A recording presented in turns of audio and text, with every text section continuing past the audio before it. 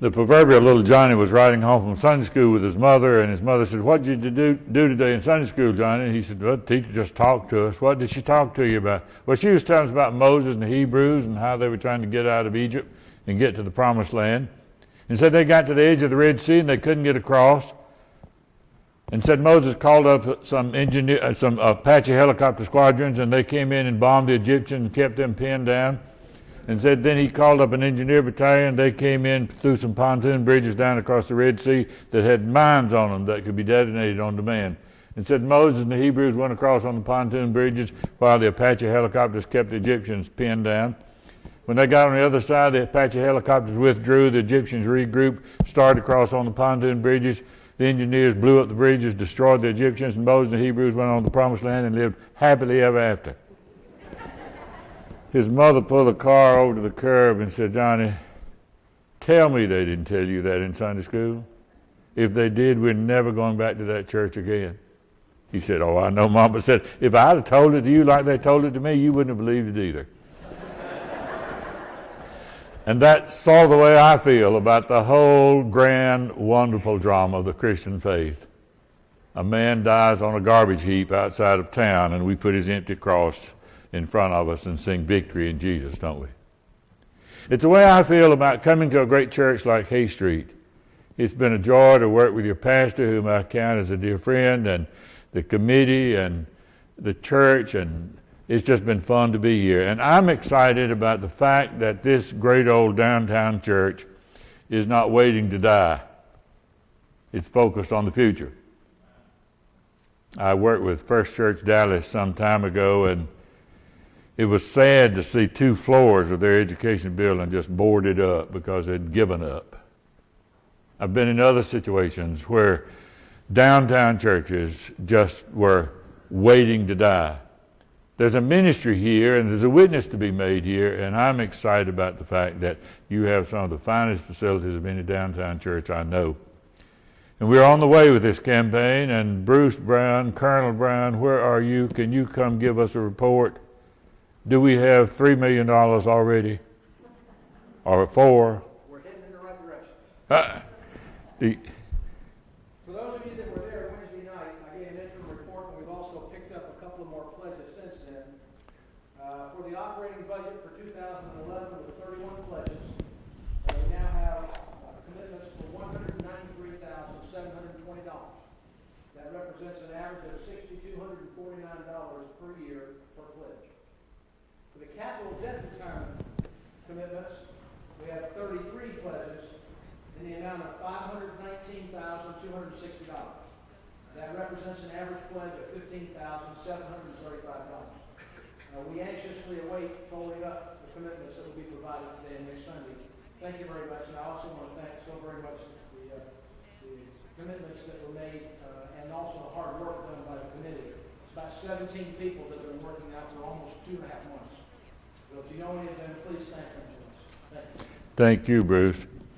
Now, to put that into perspective, and that's a great beginning report, you've got 330 resident family units, I understand. Probably 1 or 2 of those are inactive. I served a church one time where we had an inactive member, so I know how that is. No, you've got about 130 plus giving units, so 100 others of you when you make your commitment. And talking about making your commitment, we ask you this morning at the end of the service while we're singing "To God Be the Glory," if you've made your commitment, I hope you'll be some of the first people down here to kneel and thank God for what you've been able to do. If you've got your commitment with you and want to turn it in, leave it just on the altar rail. If you haven't quite made up your mind, you know you're going to make a commitment, come pray about that. If you've made up your mind that you're not going to give 1 red cent to the work of the church, come pray about that. We want literally everybody to come and pray as a time of personal commitment here. And your pastor has a gift that he wants to give you, and I want you to shake hands with him and say you can count on me. So I hope you'll share in that. My watch says 11:45. And I know you Methodists like to get out on time, don't you? So I'm going to give you the short version.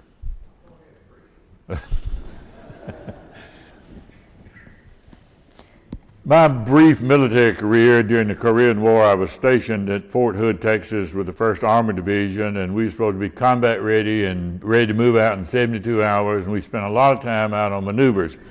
And oftentimes I was asked to be a part of an advance party that went out and put out road signs so that the various companies, Charlie Company, Baker Company, or Headquarters Company, could know where they were to go and bivouac. I guess now we'd use GPSs, but still we'd have to have road signs to know, confirm where the GPS had led us to. But I want to put some road signs by your plate this morning. Paul says to these Corinthians, let me tell you about the Macedonians. And he put some road signs clearly for them to follow, and that's what I want to do this morning. Some of you may have heard about the little boy that ran into the village store close to where he lived and back to the back where there was a payphone. He punched his number in, and the man at the counter was not nosy. He just interested in what was going on, and he said, is this the firm that advertised for a boy to work at school about 3 weeks ago? You've already filled the position? You don't think you'll be needing another boy anytime soon? Well, let me ask you, you don't think you might fire the boy you got working for you now? Thank you, goodbye. And he came out through the store, and the man stepped out behind the counter and said, son, I just couldn't help but overhear that conversation, and I'm so sorry you didn't get that job. He said, didn't get that job? So I've had that job for 3 weeks. I just called to check up on myself, see how I was doing. And in a sense, that's what Commitment Sunday is about, is to check up on ourselves to see how we're doing and how serious we are about being the body of Christ. Paul says, they first gave themselves to the Lord. And that's the beginning point of our work as a church, is our convictions. We give and we serve because of great convictions we have about God and about the world and about persons. Not narrow little dogmas that exclude people, but encompassing convictions about the worth of life and what we're doing here. In the play Death of a Salesman, Willie Loman, in one of his moments of depression, looks out the window and says, all the world is out there waiting on me the minute I can discover who I am.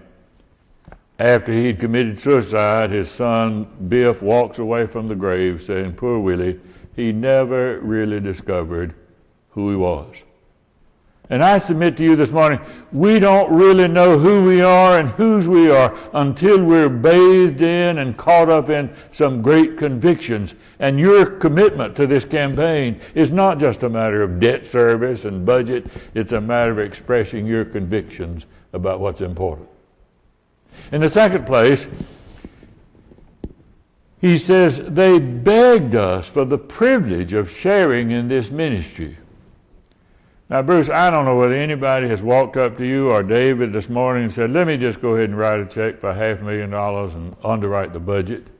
Has that happened to any? Do I see a hand? Not yet. Maybe somebody's walked up to you and said, let me just go ahead and give $2 million and we'll take care of the debt and all the other things we need to do. I suspect we'd all be shocked if that happened, but I suspect we'd find a way of accepting it.